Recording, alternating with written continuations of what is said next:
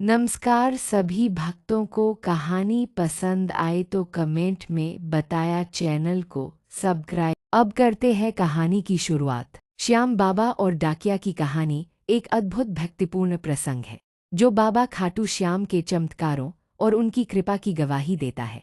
श्याम बाबा और डाकिया की कथा।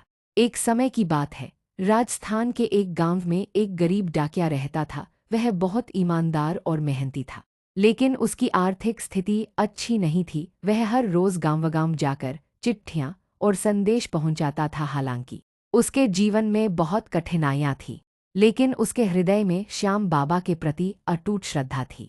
डाकिया हर दिन अपने काम पर जाने से पहले बाबा खाटू श्याम की तस्वीर के सामने हाथ जोड़कर प्रार्थना करता था, हे श्याम बाबा, मेरे जीवन में कितना भी कष्ट हो, बस मुझे अपनी भक्ति से दूर मत करना।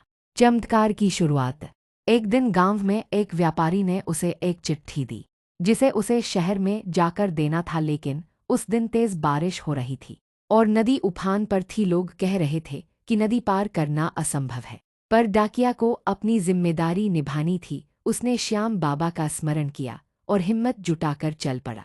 जैसे ही वह नदी पार करने लगा, पानी का बहाव बहुत तेज हो गया। वह फिसलने ही वाला था कि अचानक उसे लगा कि कोई उसका हाथ पकड़ रहा है। जब उसने नजर उठाई तो उसने देखा कि एक सुंदर घुड़सवार युवक, पीले वस्त्र पहने, सिर पर मोर पंख लगाए हुए खड़ा है। उसने डाकिया को सहारा दिया और सुरक्षित नदी पार करा दी। डाकिया ने युवक से पूछा, आप कौन हैं? आपने मेरी जान बचाई।